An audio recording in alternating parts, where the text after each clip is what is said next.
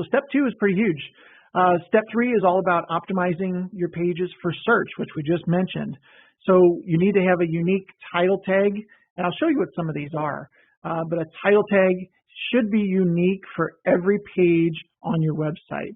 A lot of times people will just have a title tag that says home or welcome to our site or something like that, and you're missing a huge opportunity to get in front of the search engine and say, hey, here's what our website is about. It's about window treatments in Seattle, or whatever it happens to be. Your H1 tag, which is a technical tag that needs to be in your website, it should basically almost reflect your title tag. It should be either the same or very similar in some sort of way.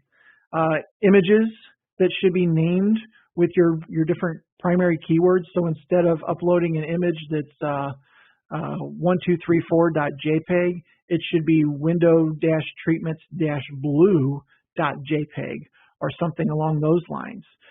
Your URLs should contain the page keywords. So when somebody comes to your site, joeshades.com/draperies, that's easy. It's in the URL. You know what that page is about. If you're using a system like WordPress, that's a pretty easy thing to do. But those URLs should contain those keywords and should be obvious to anybody who looked at that URL where they are on the page.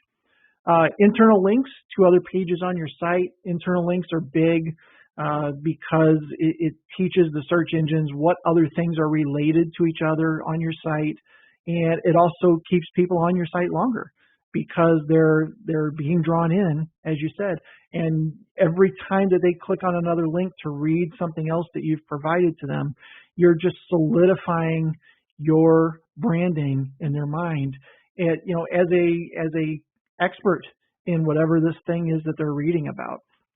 So it's a great way to advertise 24/7, really, by just creating content one time and having those internal links that move people around in your site. There's also something called an XML sitemap, which if you're using a platform like WordPress, these are created for you. Those need to be submitted to Google Webmaster Tools, which is now called Google Search Console, and then Bing Webmaster Tools, so Bing has their own version of that as well. But these are just maps of all the different links on your site, and they need to be submitted to the search engines, really for one main reason, and that's so that the search engine doesn't come to your site and have to stumble through every page to find all your pages or maybe miss some. If you could just hand them a map and say, hey, here's every page on our site that we want listed, makes it a lot easier. And creating those are pretty simple. So here's a couple different titles. So the title, I don't know if you can see my cursor or not, the title shows up here in this little tab. So this is a screenshot of Chrome. So it shows up here, but on most of the browsers, Firefox, Microsoft Edge, Internet Explorer, they show up here in this little area here, and typically they're cut off depending on how large your tab is, but you get around 70 characters or so.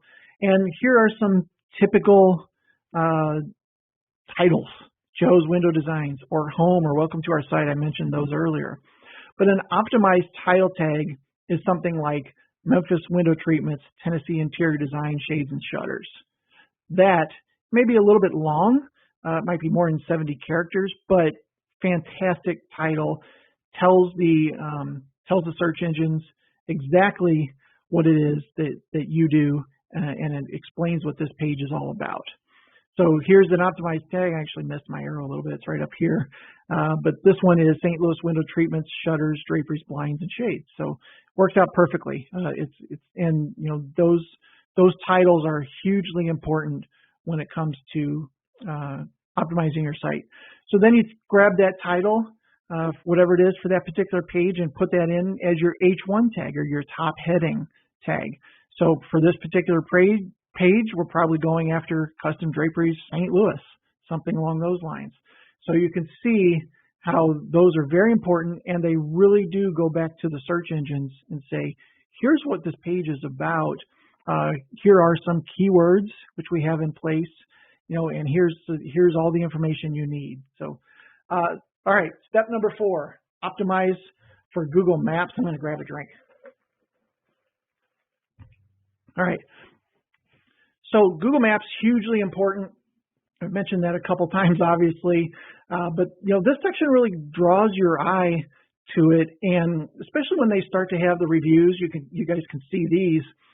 When they have the stars, or one of them has 4 or 5 stars, and the other ones have 1 or 2 stars, that makes the job a whole lot easier when those map listings are optimized. But getting into those map sections can be a little bit difficult.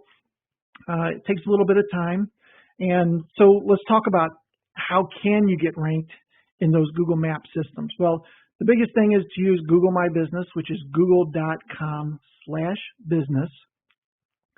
Go there, claim your business, type your business name in. If you got more than one location, make sure that you claim each location, and make sure that you claim all of those, because they're all going to start getting reviews from other places. So one of the really cool things that Google does is it will actually pull in reviews from Facebook and from Bing and some of these other places, and they'll actually kind of accumulate all of those different reviews into their one platform. So it's definitely important that you get there and that you start to get those reviews.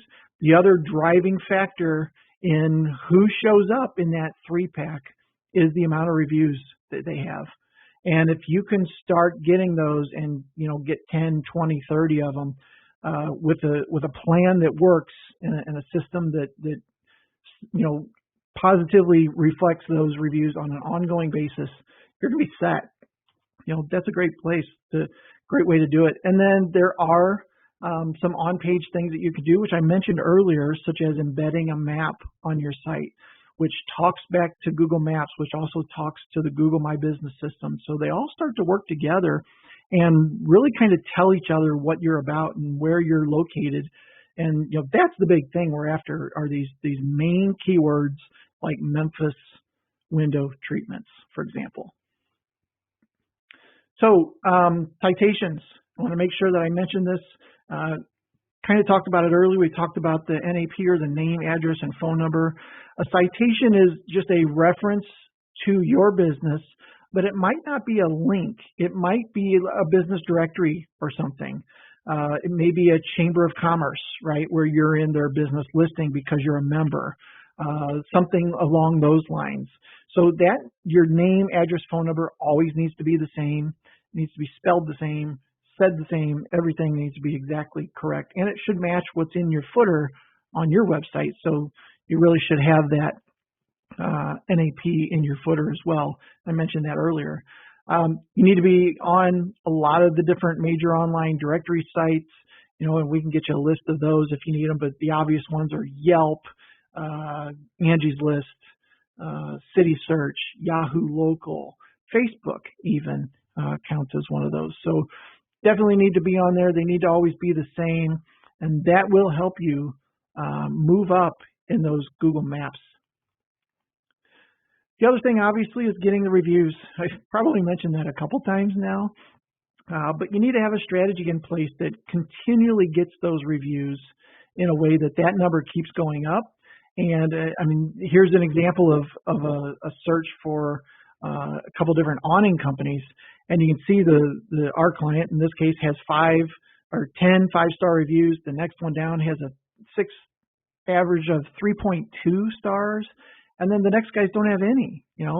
So if somebody was basing just on this one thing, which one they're interested in, the first one's the obvious choice, right? The third one doesn't even have a website link, so I think they're out of the running in the first place.